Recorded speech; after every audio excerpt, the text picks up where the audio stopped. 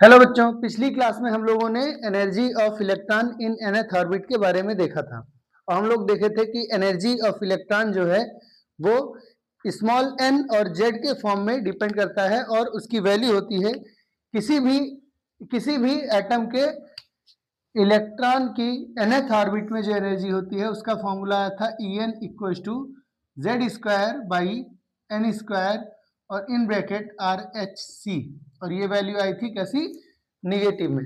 और जब हमने इसको इलेक्ट्रॉन वोल्ट में कन्वर्ट किया तो ये वैल्यू आई n square Z square by n square in bracket 13.6 electron volt. यानी इलेक्ट्रॉन की energy level nth energy level में इलेक्ट्रॉन की जो एनर्जी है, ऊर्जा है, वो Z square by n square 13.6 electron volt होती है, वो भी निगेटिव में। फिर हम लोगों ने इसी के आधार पर अलग अलग एक्साइटेशन स्टेट और लास्ट में फिर आयनाइजेशन एनर्जी के बारे में भी देखा था। हम लोग जानते हैं कि इन सब चीजों की डिस्कशन स्टार्ट हुई तब जब हाइड्रोजन स्पेक्ट्रम की खोज हुई और हाइड्रोजन स्पेक्ट्रम की खोज हुई तो यह पता चला कि जो हाइड्रोजन के परमाणु होते हैं वो अलग अलग वेवलेंथ और अलग अलग फ्रीक्वेंसी की लाइट यानी कि फोटॉन यानी ऊर्जा के अलग अलग पैकेट्स के फॉर्म में, फोटॉन के फॉर्म में इलेक्ट्रोमैग्नेटिक रेडिएशंस रिलीज करते हैं जिनकी वेवलेंथ यानी तरंगदैर्घ्य और फ्रीक्वेंसी यानी कि आवृत्ति एक निश्चित वैल्यू की होती है, जिसको हम क्या बोलते थे, हाइड्रोजन का लाइन स्पेक्ट्रम बोलते थे। तो आज की क्लास में हम लोग देखेंगे कि हाइड्रोजन लाइन स्पेक्ट्रम क्या होता है, कितने प्रकार का होता है और उसकी कौन कौन सी लाइंस हैं। ठीक है, यानी कि हम आज की क्लास में लाइमन, बामत, पाश्चन, ब्रैकेट, फुंड सीरीज देखेंगे और देखेंगे कि ये सीरीज हमें क्या बताते हैं और इन सीरीजेस में वेवलेंथ ऑफ लाइट कैसे निकालेंगे, वेवलेंथ ऑफ इमिटेड रेडिएशन कैसे कैलकुलेट करेंगे। तो आइए स्टार्ट करते हैं आज की क्लास, जिसका हमारा मेन टॉपिक है एनर्जी लेवल डायग्राम। और फिर इस एनर्जी लेवल डायग्राम से हम लोग एब्जॉर्प्शन और इमिशन के दौरान, विशेषतः इमिशन के दौरान इलेक्ट्रॉन्स के इमिशन के दौरान जो इलेक्ट्रॉन द्वारा उत्सर्जित इलेक्ट्रोमैग्नेटिक रेडिएशन होता है उसका वेवलेंथ कैलकुलेट करेंगे। तो आइए स्टार्ट करते हैं आज की क्लास एनर्जी लेवल डायग्राम से। बोर्ड आपसे क्वेश्चन पूछेगा कि एनर्जी लेवल डायग्राम से क्या समझते हो, what do you mean by energy level diagram, या ऊर्जा स्तर आरेख से आप क्या समझते हैं, ऊर्जा स्तर आरेख से आप क्या समझते हैं, ऊर्जा स्तर आरेख से आप क्या समझते हैं। ठीक, तो आइए समझते हैं ऊर्जा स्तर आरेख क्या होता है। सबसे पहले तो आप लिखेंगे, जब आप बोर्ड की कॉपी लिखेंगे तो लिखेंगे इस चीज को कैसे कि बोर के अभिगृहीतों के अनुसार किसी भी इलेक्ट्रॉन की जो ऊर्जा होती है वह एक निश्चित ऑर्बिट में निश्चित होती है और उस ऑर्बिट में घूमता हुआ इलेक्ट्रॉन विद्युत ऊर्जा का उत्सर्जन नहीं करता है, नहीं कह सकते हैं कि कोई भी ऊर्जा का उत्सर्जन नहीं करता है। ठीक है, और जब वह ऊर्जा का उत्सर्जन नहीं करता, इसका अर्थ है कि किसी एक ऑर्बिट में इलेक्ट्रॉन की जो एनर्जी होती है वो क्या होती है, निश्चित होती है। अब अगर इलेक्ट्रॉन की एनर्जी निश्चित होती है तो वह कितनी होती है, तो हम जानते हैं कि किसी भी इलेक्ट्रॉन की n वें कक्षा में ऊर्जा, n वें कक्षा में ऊर्जा, n वें कक्षा में ऊर्जा यानी कि एनर्जी इन nth ऑर्बिट कितना होता है, nth ऑर्बिट होता है En, और En की वैल्यू हो गई -13.6 Z square by n square, जिसे हम इस तरीके से भी लिख सकते हैं -Z square by n square RH। ये वाला इलेक्ट्रॉन वोल्ट में है, ये वाला SI यूनिट में होता है, बस इतना ही अंतर है, ये जूल में होगा, ये इलेक्ट्रॉन वोल्ट में होगा, जबकि 1 इलेक्ट्रॉन वोल्ट की वैल्यू होती है 1.6 × 10⁻19 जूल। अब हम ये वाला वैल्यू लेकर के चलेंगे, energy of electron in nth orbit, जब एनर्जी लेवल डायग्राम समझ रहे होंगे तब। एनर्जी लेवल डायग्राम है क्या, तो एनर्जी लेवल डायग्राम इलेक्ट्रॉन के अलग अलग ऑर्बिट्स में जो एनर्जी होती है उसका एक विक्टोरियल रिप्रेजेंटेशन है, यानी चित्र के रूप में एक क्या है, सिर्फ वर्णन है, जिससे हम इलेक्ट्रॉन के अलग अलग ऑर्बिट में इलेक्ट्रॉन की जो ऊर्जा है उसको हम क्या कर सकते हैं, चित्र द्वारा प्रदर्शित कर सकते हैं। यानी basically energy level diagram pictorial representation of energy of electron in different orbits होता है।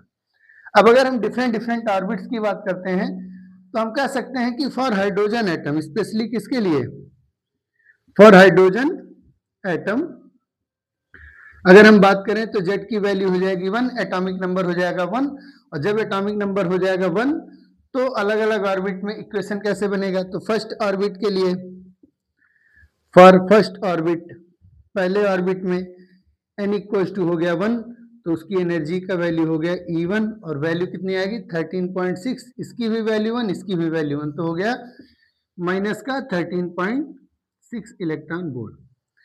जब हम सेकेंड ऑर्बिट की बात करेंगे तो फॉर सेकेंड ऑर्बिट, अगर हम सेकेंड ऑर्बिट में देखें तो n इक्वल्स टू हो गया 2, तो हम इसकी E2 की वैल्यू लिख सकते हैं माइनस 13.6, Z की वैल्यू हो गई 1, उसका स्क्वायर हो गया, और n की जगह हो गया 2, उसका स्क्वायर हो गया, तो 2 का स्क्वायर 4, तो हम लिख सकते हैं माइनस 13.6 बाई 4 इलेक्ट्रॉन वोल्ट, जिसे हम डिवाइड कर रहे हैं तो लिख सकते हैं माइनस 4 3 जा 12 कैरी 1, और 16 हो गया तो 3.4 इलेक्ट्रॉन वोल्ट।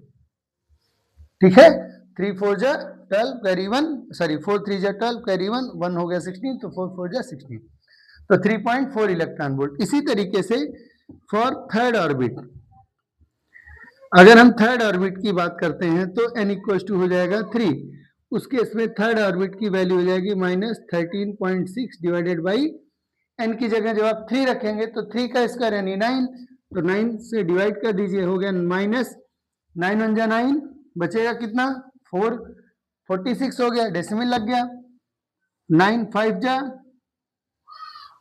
45, 1 बचा, डेसिमल लगा हुआ तो 10, 9 1 जा 9, लगभग माइनस 1.51 इलेक्ट्रॉन वोल्ट।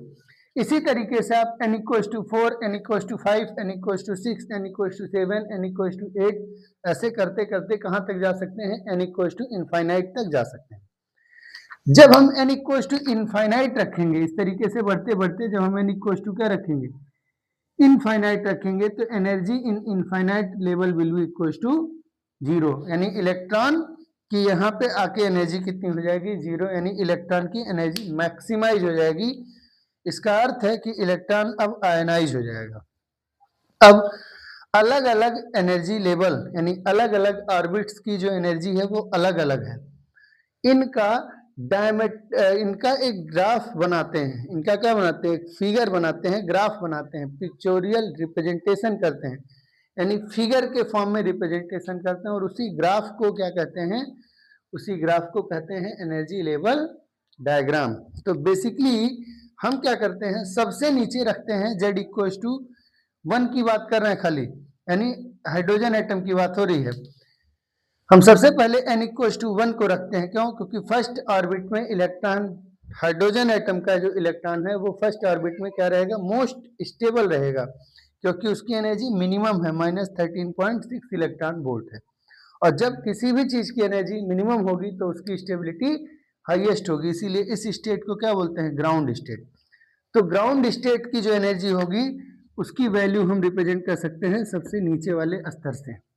ये हो गया E1, E1 की वैल्यू हो गई माइनस 13.6 इलेक्ट्रॉन वोल्ट। अब देखिए माइनस 13.6 इलेक्ट्रॉन वोल्ट से 13.6 इलेक्ट्रॉन वोल्ट से माइनस 3.4 जाने में आपको 10.2 इलेक्ट्रॉन वोल्ट का डिफरेंस दिख रहा हो, तो अगला जो एनर्जी लेवल बनाएंगे 10.2 इलेक्ट्रॉन वोल्ट ऊपर बनाएंगे, यानी अगला जो एनर्जी लेवल बना है वो मान लीजिए यहाँ बना है, ये हो गया सेकेंड एनर्जी। ठीक है, क्लियर है।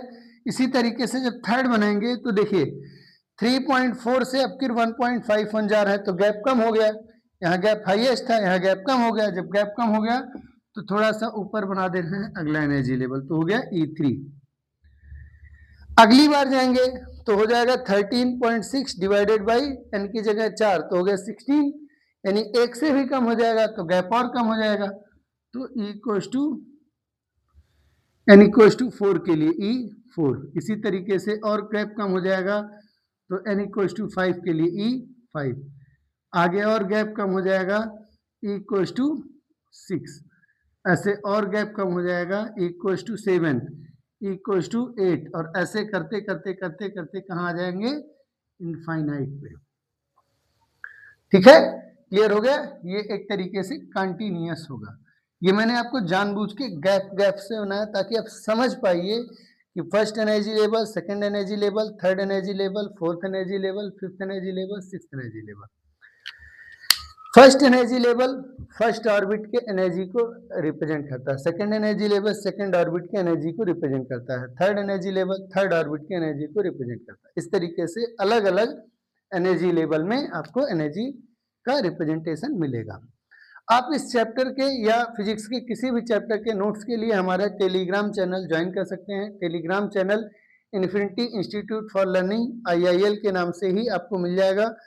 अगर आपको दिक्कत होती है तो आप डिस्क्रिप्शन बॉक्स में जाकर के इसके लिंक से भी चैनल को ज्वाइन कर सकते हैं, ठीक है। तो वहां पे आपको रिटर्न नोट्स इंग्लिश मीडियम में भी हिंदी मीडियम में भी मिल जाएगा, बस आपको एक मैसेज करना होगा, ठीक। अब देखिए ये चीज क्लियर है, E1 E2 E3 यही डायग्राम क्या कहलाता है, यही डायग्राम कहलाता है एनर्जी लेवल डायग्राम। जब आप बोर्ड कॉपी में बनाएंगे तो स्पष्ट बनाएंगे, साफ बनाएंगे। सबसे नीचे E1, आप चाहें तो इस तरफ ये वैल्यू भी रिप्रेजेंट कर सकते हैं, थोड़ा और ज्यादा अच्छा लगेगा। तो -13.6 इलेक्ट्रॉन वोल्ट, सेकंड के लिए -3.4 इलेक्ट्रॉन वोल्ट, थर्ड के लिए -1.51 इलेक्ट्रॉन वोल्ट। ऐसे आप कैलकुलेट करके ज्यादा नहीं 1 2 3 4 5 मैक्सिमम 6 तक जा सकते हो। सिर्फ 4 5 तक भी जाएंगे तो भी चलेगा, नहीं भी जाएंगे तो भी चलेगा, ये आप अलग से रिप्रेजेंट कर सकते हैं। क्लियर है इतनी बात। ये चीज कहलाती है एनर्जी लेवल डायग्राम फॉर किसके लिए, इलेक्ट्रॉन्स के लिए।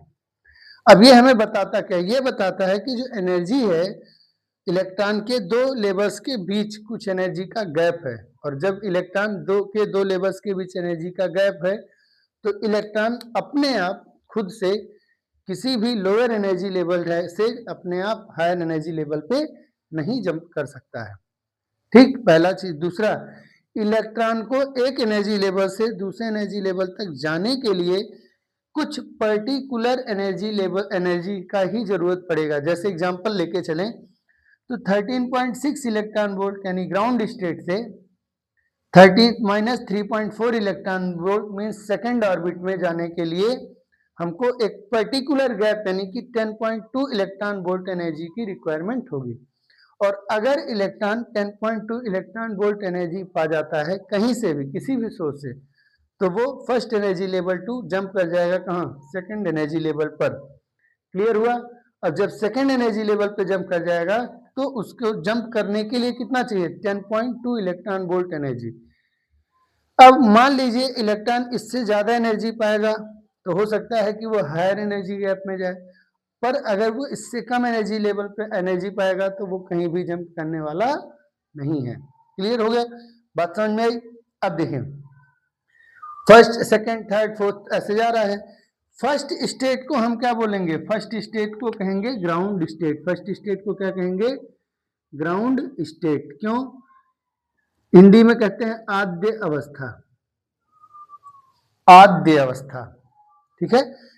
तो पहला स्टेट यानी पहला एनर्जी लेवल ग्राउंड स्टेट कहलाता है, और इस स्टेट में इलेक्ट्रॉन की एनर्जी मिनिमम होती है और इलेक्ट्रॉन हाईएस्ट स्टेबल होता है क्योंकि वो न्यूक्लियस के सबसे नजदीक होता है। सेकंड को अब देखिए En=1 इज ग्राउंड स्टेट, तो N=2 जो है वो पहली बार एक्साइटेशन हुआ तो इसको कहेंगे फर्स्ट एक्साइटेशन स्टेट। ये क्या है, first excitation state. First excitation state, प्रथम उत्तेजन अवस्था या उत्तेजित अवस्था। N=3 होगा सेकेंड एक्साइटेशन स्टेट, N=4 होगा थर्ड एक्साइटेशन स्टेट। ऐसे आपको ध्यान रखना है। तो फर्स्ट वाला जो एनर्जी लेवल है वो है ग्राउंड स्टेट, सेकेंड वाले को कहेंगे फर्स्ट एक्साइटेड स्टेट, थर्ड वाले को कहेंगे सेकेंड एक्साइटेड स्टेट। ऐसे ऐसे करते करते आप ऊपर की तरफ जाएंगे। अब सपोज करिए कि इलेक्ट्रॉन को इतनी एनर्जी मिल गई कि वो ग्राउंड स्टेट से जंप करके सीधे इनफाइनाइट वाले स्टेट में पहुंच जाता है, तो उस केस में इलेक्ट्रॉन की एनर्जी -13.6 इलेक्ट्रॉन वोल्ट से बढ़ के सीधे कितनी हो गई, 0 इलेक्ट्रॉन वोल्ट। यानी इलेक्ट्रॉन के पास इतनी सफिशियंट एनर्जी है कि वो अपने एटम को लीव कर जाए। इसीलिए इस स्टेट को क्या बोलेंगे, आयनाइजेशन स्टेट। तो यहां अगर आ गया इलेक्ट्रॉन तो क्या कहेंगे कि इलेक्ट्रॉन आयनाइज्ड हो गया, यानी इलेक्ट्रॉन क्या किया, एटम अपना फ्री हो गया, और जब इलेक्ट्रॉन फ्री हो जाएगा तो एटम क्या हो जाएगा, आयनाइज हो जाएगा। क्लियर है। और हम लोग जानते हैं कि हाइड्रोजन का आयनाइजेशन एनर्जी है -13.6 इलेक्ट्रॉन वोल्ट। तो ये है आपका energy level. Energy level diagram क्या होता है, तो एनर्जी लेवल डायग्राम हाइड्रोजन के अलग अलग ऑर्बिट्स में इलेक्ट्रॉनों की एनर्जी को रिप्रेजेंट करता हुआ, प्रदर्शित करता हुआ एक क्या है, ऊर्जा स्तर आरेख, एक आरेख है बस, और कुछ नहीं है। ठीक है। First energy level, second, third, fourth, fifth, six, seventh, एथ, ऐसे चलते चले जाएंगे। इतनी बात क्लियर हुई कि नहीं हुई। अब हम आते हैं कि हाइड्रोजन लाइन स्पेक्ट्रम क्या है। तो हम लोगों ने क्लियर कर लिया कि अगर इलेक्ट्रॉन लोअर एनर्जी लेवल में है, कहीं से उसको एनर्जी मिलती है, तो वो हायर एनर्जी लेवल में चला जाता है। पर जब वो वहाँ हायर एनर्जी लेवल में पहुँचता है तो वो पाता है कि यहाँ स्टेबिलिटी कम है। ऑब्वियस सी बात है, एनर्जी ज़्यादा होगी तो स्टेबिलिटी कम होगी।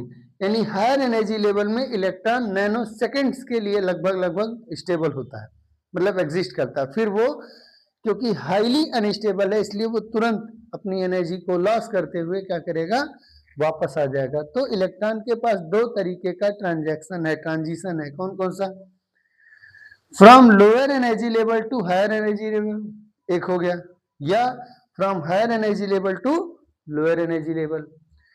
From lower energy level to higher energy level जाने के लिए, यानी फर्स्ट फ्लोर से second, third, fourth, fifth floor जाने के लिए ऑब्वियस सी बात है आपको एनर्जी की जरूरत पड़ेगी।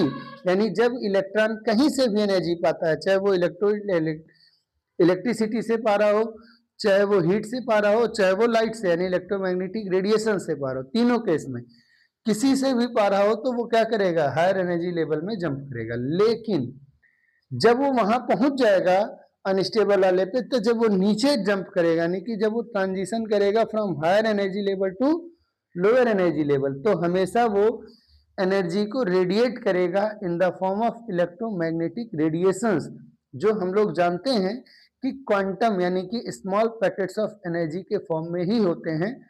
इससे कह सकते हैं कि जब इलेक्ट्रॉन जंप करता है from higher energy level to the lower energy level, वो हमेशा इमिट करता है फोटॉन्स को।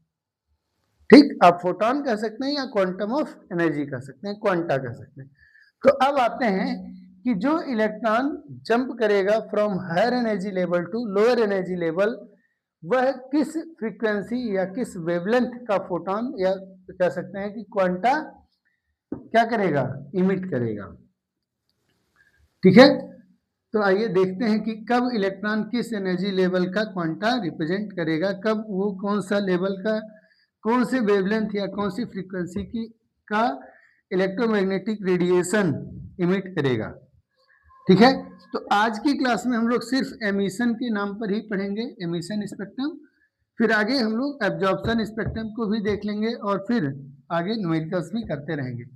पर आज की क्लास हमारी बेसिकली होने वाली है इमिशन स्पेक्ट्रम के नाम पर, यानी इमिशन स्पेक्ट्रम ही पढ़ेंगे। तो हमारा अगला जो हो गया टॉपिक वो हो गया इमिशन स्पेक्ट्रम।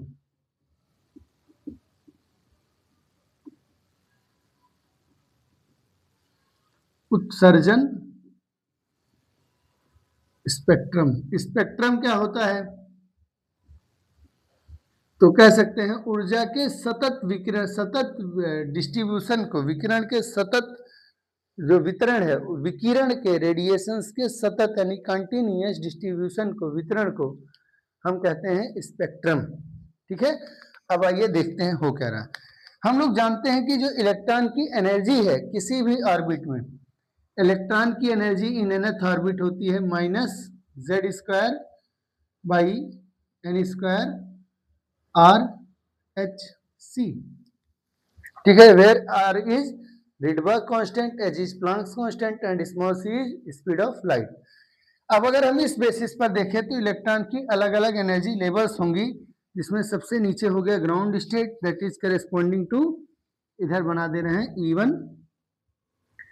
फिर उससे थोड़ा higher energy level, that is corresponding to first excitation state, उससे थोड़ा और higher energy level corresponding to second excitation state, और थोड़ा सा ऊपर थर्ड एक्साइटेशन स्टेट यानी N4 और ऊपर, फोर्थ एक्साइटेशन स्टेट और ऊपर, फिफ्थ एक्साइटेशन स्टेट और ऊपर, सेवेंथ, ऐसे चलेगा। ठीक है, तो हम लोग क्या कर रहे हैं, 3-4 तक रिप्रेजेंट करते हैं, उसके बाद हटा देते हैं। अंडरस्टूड है कि ये ऊपर जा रहा है। ठीक है, इस तरीके से ये है n इक्वल्स टू 1, ये n equals to 2, n equals to 3, n equals to 4, n equals to 5, n equals to 6। ठीक है, अब होता क्या है, जब इलेक्ट्रॉन एक एनर्जी लेवल से दूसरे एनर्जी लेवल में जंप करता है, कैसे, कहीं से भी एनर्जी पाने पे इलेक्ट्रॉन जंप, सॉरी एक गलती हो गई कि n इक्वल्स टू 1 नीचे से शुरू कर दिया, यहां से करना था। n इक्वल्स टू 1, 2, 3, 4, 5, 6, 7, ऐसे करते करते कहां तक, इन्फिनिटी तक।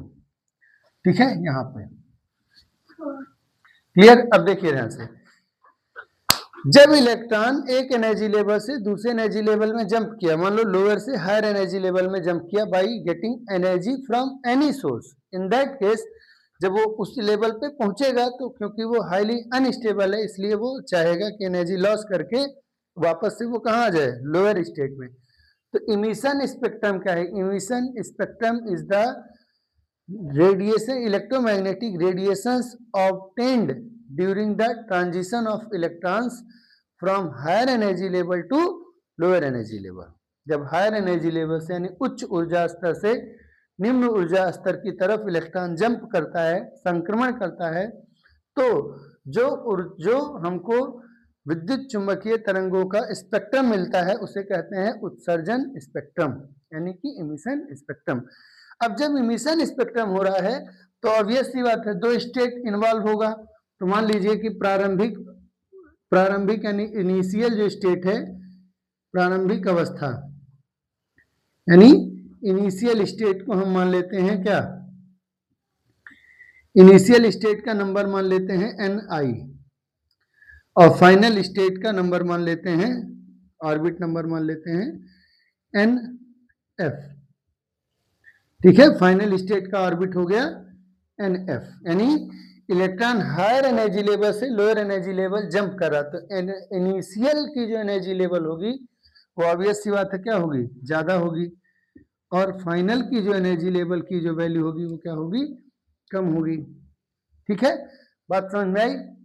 अब देखिए, हम लोग जानते हैं बोर के तीसरे अभिगृहित यानी कि थर्ड पोस्टुलेट से, क्या कहता है थर्ड पोस्टुलेट, कि electron might make a transition between one higher energy level to another lower energy level by transmitting या by emitting the electromagnetic radiations, यानी एनर्जी को इलेक्ट्रोमैग्नेटिक रेडिएशंस के फॉर्म में एनर्जी को लॉस करते हुए वो हायर एनर्जी लेवल से लोअर एनर्जी लेवल में जंप करता है।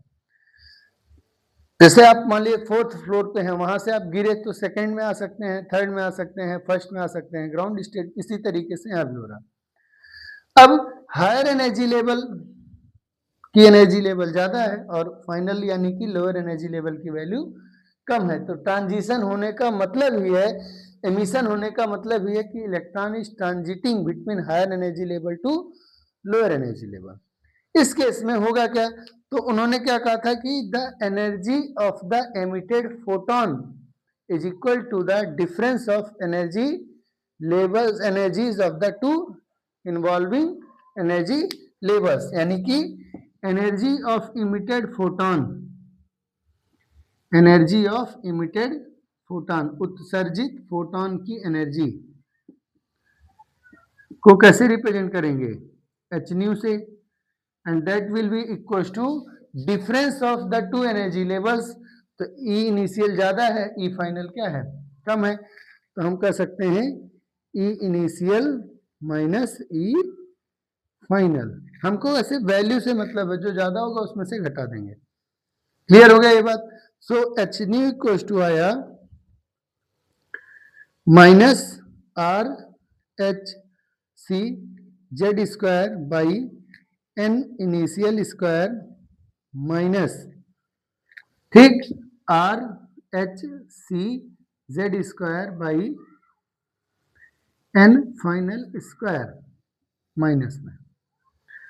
ठीक है, अब देखिए ऐसा क्यों, क्योंकि energy of electron in nth orbit is given by minus Z square by n square R H C. अब आर एच सी कॉमन है, जेड स्क्वायर कॉमन है, बाहर ले सकते हैं, ये माइनस माइनस मिलके प्लस हो जाएगा और ये माइनस हो जाएगा, तो हम लिखेंगे 1 by n final square minus 1 by n initial square. ठीक है, क्लियर है, इसका स्क्रीनशॉट ले लिए, हो गया। अब देखिए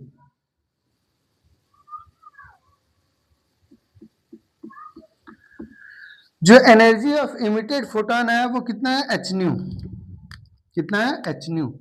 so H nu is equal to Z square R H C in bracket, ये माइनस माइनस प्लस हो गया तो 1 बाई एन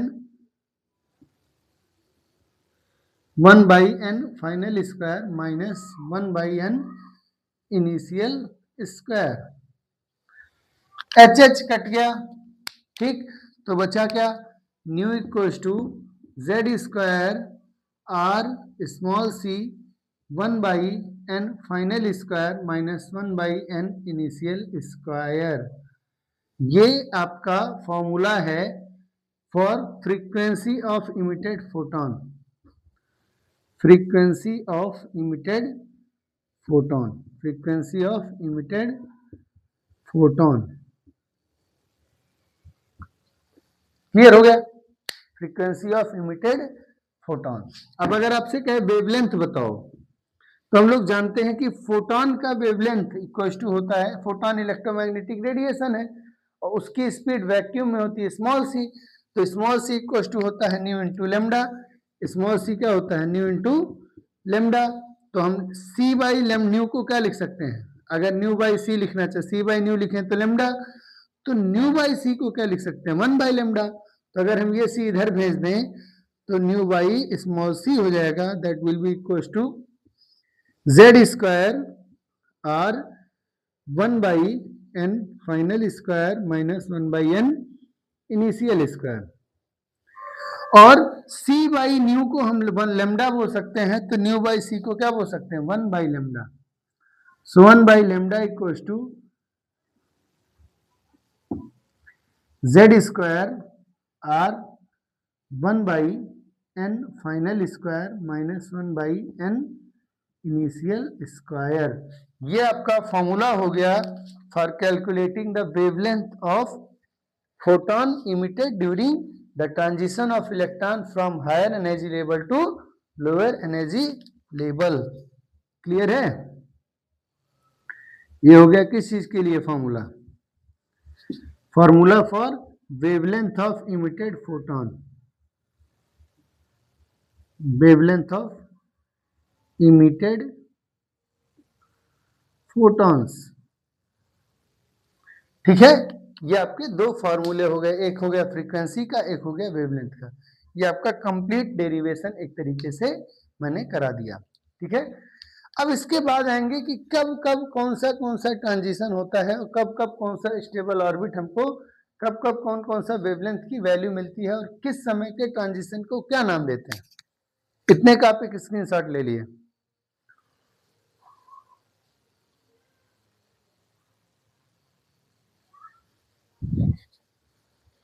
हो गया, चलिए चेक करते हैं कि आपको याद कितना हुआ।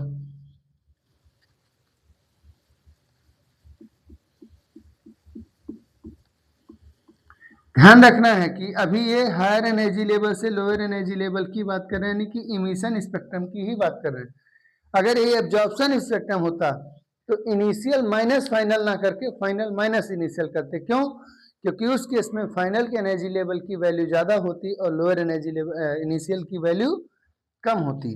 ठीक, तो फ्रीक्वेंसी का फॉर्मूला आया nu equals to Z square R small C 1 by n final square minus 1 by n initial square. ठीक है, इसी तरीके से वेवलेंथ के लिए आया 1 by wavelength equal to Z square R in bracket 1 by n final square minus 1 by n initial square. ये आपका दो जनरल फॉर्मूला हो गया। अब इलेक्ट्रॉन कहां से कहां जंप करेगा, तो आप एक चीज सोचिए, हम लोग देखे हैं कि इलेक्ट्रॉन की जो एनर्जी होती है, फोटोन की जो एनर्जी होती है, वो इक्वल होती है ई इनिशियल माइनस ई फाइनल, यानी गैप जितना ज्यादा होगा उतना ही ज्यादा इमिटेड फोटोन की क्या होगी, फ्रीक्वेंसी होगी।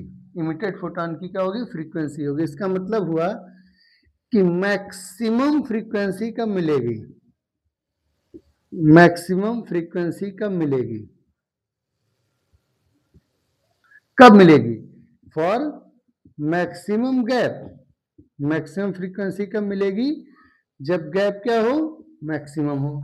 अब किसी भी लेवल में जंप कर रहे हैं, मान लो एग्जांपल के लिए फर्स्ट में कर रहे हैं, तो आप फर्स्ट में कर सकते हैं, सेकंड से, थर्ड से, फोर्थ से, फिफ्थ से, सिक्स से, सेवन से, एट से, ऐसे से इन्फिनिटी से। अब आप सोचिए कि फर्स्ट लेवल में गिरने समय सबसे ज्यादा गैप कब होगा, जब ऑब्वियस सी बात है इन्फिनिटी से गिरेंगे। क्लियर है? तो कह सकते हैं कि मैक्सिमम फ्रीक्वेंसी कब मिलेगी, जब मैक्सिमम गैप होगा। और मैक्सिमम गैप कब होगा, जब कहां से गिरेंगे, from n initial equals to infinity. जब इन्फिनिटी से गिरेंगे किसी भी लेवल में, तभी मैक्सिमम फ्रीक्वेंसी मिलेगा। अब ध्यान रखना यह है कि जब फ्रीक्वेंसी ज्यादा होती है तो वेवलेंथ क्या होता है, कम होता है। जब फ्रीक्वेंसी ज्यादा होती है तो वेवलेंथ कम होता है। तो जब मैक्सिमम फ्रीक्वेंसी होगा तो मिनिमम वेवलेंथ भी होगा। जब मैक्सिमम फ्रीक्वेंसी होगा तो मिनिमम क्या होगा, वेव लेंथ भी होगा। तो ये कंडीशन है फॉर मिनिमम वेवलेंथ के लिए भी, यानी कि मैक्सिमम फ्रीक्वेंसी या minimum wavelength will be obtained when the electron is making transition between n equals to infinite to n equals to any of the lower energy level clear है, बात समझ में आई। सिमिलरली अगर हम बात करें फॉर मिनिमम फ्रीक्वेंसी, किसकी बात करें, for minimum frequency, minimum frequency, तो मिनिमम फ्रीक्वेंसी कब होगी, जब मिनिमम गैप होगा। जब क्या होगा, मिनिमम गैप होगा। अब मिनिमम गैप कब होगा, तो ये डिपेंड करता है कि आप किस स्टेट से किस स्टेट में जा रहे हैं। तो मिनिमम गैप कब होगा, मिनिमम गैप तब होगा जब मान लीजिए कि आप गिर रहे हैं फर्स्ट में, तो मिनिमम गैप होगा जब आप सेकंड से गिरेंगे। अगर आप गिर रहे हैं सेकंड में तो मिनिमम गैप होगा जब आप थर्ड से गिरेंगे। क्लियर है? तो इस तरीके से जब आप देखिएगा तो मिनिमम गैप कब होगा, कब होगा, जब यानी इनिशियल की वैल्यू फाइनल स्टेट से बस एक ज्यादा हो। एन इनिशियल की वैल्यू फाइनल स्टेट से बस क्या हो, एक क्या हो, ज्यादा हो। कैसे, अगर आपको एन फाइनल 1 है तो एन इनिशियल होना चाहिए 2 बस, तब हमको मिनिमम फ्रीक्वेंसी मिलेगी। और जब मिनिमम फ्रीक्वेंसी मिलेगी तो वेवलेंथ क्या मिलेगा, मैक्सिमम मिलेगा। तो मैक्सिमम क्या मिलेगा, वेवलेंथ मिलेगा, मैक्सिमम वेवलेंथ मिलेगा। तो ये आपका एक कंडीशन हो गया, ये आपको ध्यान रखना है। ठीक है, क्लियर हो गया ये बात, समझ में आया या नहीं आया। अब इसको थोड़ा सा और टेक्निकली समझ लीजिए कि क्या हुआ एक्चुअली। तो देखिए, whenever any electron jump from any stable orbit to the ground state यानी n इक्वल्स टू 1 में, किसी भी हायर एनर्जी लेवल से जब इलेक्ट्रॉन जंप करे किसमें, n इक्वल्स टू 1 में, तो हमको जो वेवलेंथ ऑफ लाइट्स मिलेंगी, जो हमको रेडिएशन हाइड्रोजन स्पेक्ट्रम मिलेगा, उन हाइड्रोजन स्पेक्ट्रम्स की डिस्कवरी जिस पर्सन ने की थी उन्हीं के नाम पर इसका नाम रख दिया गया और उनका नाम है लाइमैन सीरीज। क्या नाम है, Lyman series. Lyman series Hindi में कहेंगे लपरक मतलब ला ई मान लम, लाइमन, तो लाइमन सीरीज। यानी whenever electron jump from any stable orbit to the first stable orbit यानी कि ground state, then it is said to be Lyman or Lyman series। अब ध्यान रखिए, लाइमन सीरीज की पहली लाइन मिल रही है 2 और 1 के बीच में, दूसरी लाइन मिल रही है 3 और 1 के बीच में, चौथी लाइन मिल रही है, सॉरी तीसरी लाइन मिल रही है 4 और 1 के बीच में। इसका मतलब लाइमन में पहली सीरीज मिलेगी 2 से, दूसरी 3 से, तीसरी चौथे 4 से, चौथी 5 से, यानी एक ज्यादा से। सिमिलरली जब कोई भी इलेक्ट्रॉन जंप करता है from any of higher energy level to second यानी E2 में, किसी से भी किस में जंप कर रहा है, सेकेंड स्टेबल ऑर्बिट में, कहीं से भी जंप कर रहा है, पर कहां कर रहा है, सेकेंड में, ठीक है, कहीं से इंफिनिटी से भी कर सकता है। तब जो मिलता है, जो स्पेक्ट्रम मिलता है, दैट इज कॉल्ड है लाइमन के बाद क्या, बामर, लाइमन बामर, लाइमन बामर, ठीक है। सिमिलरली अगर किसी भी स्टेबल ऑर्बिट से, हायर स्टेबल ऑर्बिट से थर्ड स्टेबल ऑर्बिट में जंप करता है इलेक्ट्रॉन, तो जो हमको स्पेक्ट्रम मिलता है उसे क्या कहते हैं, लाइमन बामर। उसके बाद फिर क्या आएगा, पाश्चन, क्या आएगा, पाश्चन, ऐसे हायर भी क्या कहलाएगा, पाश्चन, पाश्चन सीरीज, ठीक है। अब अगर किसी भी स्टेबल ऑर्बिट से फोर्थ में आ रहा है, हायर एनर्जी लेवल से किस में जंप कर रहा है, फोर्थ में कर रहा है, ठीक है, ऐसे हायर से भी आ सकता है, तो उसे कहेंगे ब्रैकेट सीरीज, क्या कहेंगे, ब्रैकेट सीरीज। सिमिलरली किसी भी हायर एनर्जी लेवल से E=5 में जंप होगा तो हम उसे क्या कहेंगे, उसे कहेंगे फुंड सीरीज, क्या कहेंगे, फुंड सीरीज। इसी तरीके से अगर हम 6th में जंप करेंगे तो उसे कहेंगे हम फ्रेरी सीरीज, हम फ्री सीरीज, क्या कहेंगे, हम फ्री सीरीज, क्या कहेंगे, हम फ्री।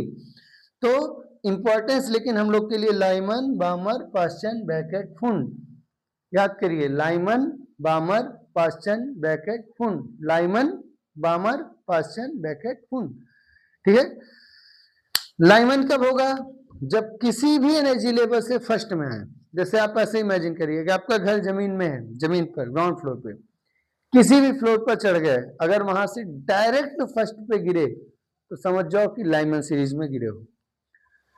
पर अगर मान लो कहीं से भी गिरे और फर्स्ट लेवल पे आके रुक गए, फर्स्ट फ्लोर पर, तो क्या कहेंगे आप, तो आप क्या कहेंगे कि वो कहाँ है, बामर में। फर्स्ट लेवल मतलब कि ग्राउंड लेवल नहीं, ग्राउंड को छोड़ के बात हो रही है, यानी 2 की बात हो रही है। किसी भी एनर्जी लेवल से अगर डायरेक्टली फर्स्ट एनर्जी लेवल में आ रहे हैं तो क्या कहलाएगा, लाइमन। किसी से भी अगर सेकंड में आ रहे हैं तो क्या कहलाएगा, बामर। किसी से भी थर्ड में आ रहा है तो क्या कहलाएगा, पाश्चन। किसी से भी फोर्थ में आ रहा है तो क्या कहलाएगा, ब्रैकेट। और किसी से भी 5 में आएगा तो क्या कहलाएगा, फुंड। तो लाइमन बामर पाश्चन ब्रैकेट फुंड। अब एक इंपॉर्टेंट पॉइंट आप ध्यान से देखिए, किसी भी लाइन के लिए किसी भी एनर्जी लेवल से सबसे ज्यादा गैप कब होगा, जब ये गैप क्रॉस करेंगे। और ये गैप कौन सी लाइन क्रॉस कर रही है, सिर्फ लाइमन, यानी हाईएस्ट एनर्जी किस लेवल के स्पेक्ट्रम में होगी, ऑब्वियस सी बात है, लाइमन की। और जब एनर्जी बढ़ती है तो फ्रीक्वेंसी बढ़ती है, यानी सबसे ज्यादा फ्रीक्वेंसी की जो वेवलेंथ लाइट्स हैं वो कौन इमिट करेगा, लाइमन सीरीज। सबसे कम वेवलेंथ की लाइट्स कौन इमिट करेगा, लाइमन सीरीज। क्लियर हो गया कि नहीं हो गया, ठीक। अब जब एनर्जी बढ़ती है तो आप, अगर आपने इलेक्ट्रोमैग्नेटिक रेडिएशंस का पूरा स्पेक्ट्रम देखा है तो हायर एनर्जी लेवल सबसे ज्यादा होता है गामा का, उसके बाद होता है एक्सरे का, उसके बाद होता है अल्ट्रावायलेट का। तो ये जो रीजन है, ये रीजन यानी Lyman series lies in ultraviolet region, Lyman series lies in ultraviolet region. Lyman series किस में रहेगा, अल्ट्रावायलेट रीजन, यानी वायलेट से ज्यादा फ्रीक्वेंसी वाली लाइट्स हैं, that's why it is called ultraviolet region. Balmer series आपका आएगा विजिबल रीजन में, यानी आप किस रेंज में लाइट देखते हैं, दैट इज विजिबल। तो विजिबल रेंज में आता है कौन सा सीरीज, बामर सीरीज। और बाकी सभी सीरीजेस किस में आती हैं, इंफ्रारेड में। किस में आएंगी, इंफ्रारेड में, इंफ्रारेड IR में। ये भी किस में आएगा, इंफ्रारेड में। बोर्ड आपसे क्वेश्चन पूछेगा कि लाइमन सीरीज किस श्रेणी में आती है, तो आप ध्यान रखिएगा कि लाइमन सीरीज अल्ट्रावायलेट रेंज में आती है। बामर सीरीज किस में आती है, दृश्य प्रकाश अर्थात विजिबल रीजन में, और बाकी सभी किस में आते हैं, इंफ्रारेड यानी कि अवरक्त में। लाइमन पराबैंगनी, बामर दृश्य प्रकाश, पाश्चन ब्रैकेट और फुंड तीनों किसमें, अवरक्त में। ठीक है, क्लियर हो गया। तो पराबैंगनी, दृश्य प्रकाश, अवरक्त अवरक्त अवरक्त, बाकी सभी किसमें, अवरक्त में। उसके बाद वाली जो वेवलेट्स होगी आगे आगे वो फिर रेडियो वेव में कन्वर्ट हो जाएगी। रेडियो वेव में शॉर्ट और बहुत कम, वो बहुत कैटेगरी होगा, पर आप बोर्ड के हिसाब से सिर्फ 5 याद रखेंगे।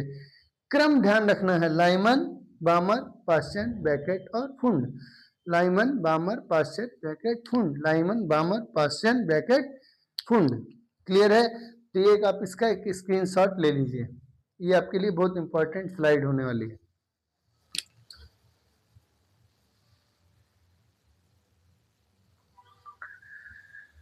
अब आज की क्लास में मैं आपको 1-2 क्वेश्चंस करा दे रहा हूं इस पर, बाकी इस पर डिटेल्स करेंगे अगली क्लास में थोड़ा आज। ठीक है, चलिए देखिए कैसे सवाल पूछ सकता है। तो आज की क्लास में हम डायरेक्ट आपको क्वेश्चन करा दे रहे हैं कुछ रैंडमली, फिर हम लोग आगे की क्लासेस में अच्छे से देखेंगे इसको।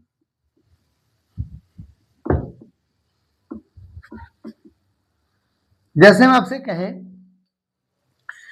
कि what is the highest frequency in Lyman series, find the highest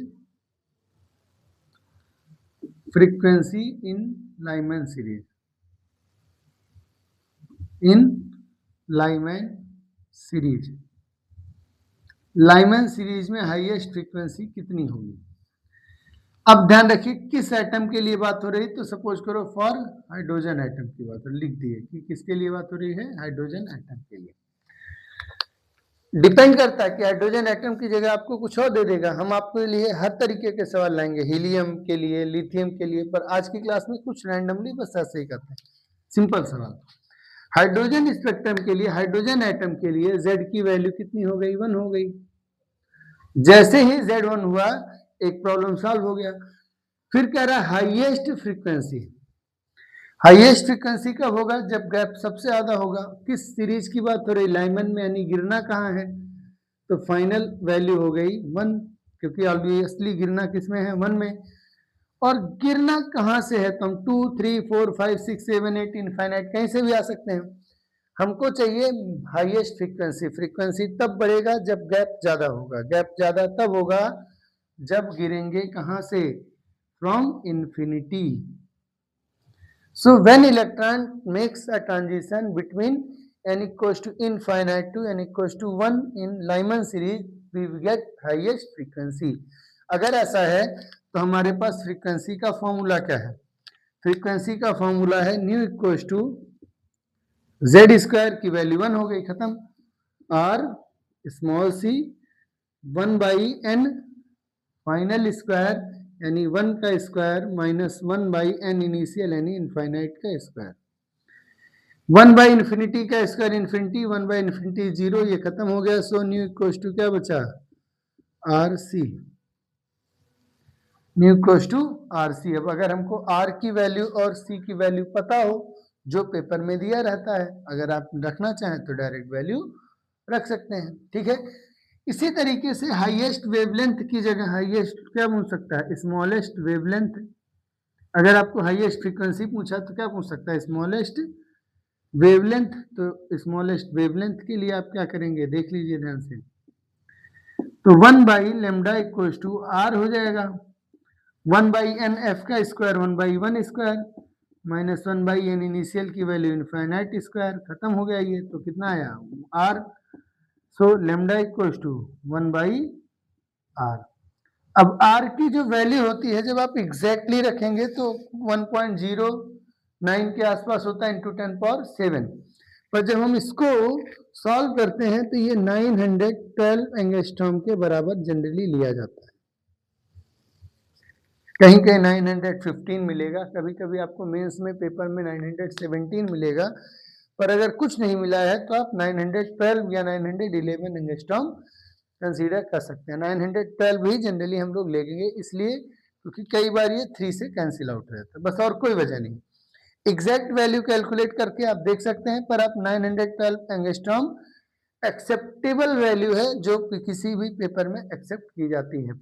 या तो वैल्यू दी रहेगी, नहीं दी है तो आप इतना यूज कर सकते हैं। सो 1/r कैन बी रिटन है 912 एंगस्ट्रॉम। यही लाइमन सीरीज का स्मॉलेस्ट वेवलेंथ है, यही लाइमन सीरीज का स्मॉलेस्ट वेवलेंथ है। और अगर लाइमन सीरीज का स्मॉलेस्ट वेवलेंथ है, इसका मतलब है कि पूरे हाइड्रोजन लाइन स्पेक्ट्रम में सबसे स्मॉलेस्ट वेवलेंथ होगा कौन सा, यही 912। बाकी सभी की वेवलेंथ इससे ज्यादा ही होगी, 912 एंगस्ट्रॉम से क्या होगी, ज्यादा ही होगी। क्लियर है? ये आपका हो गया क्वेश्चन।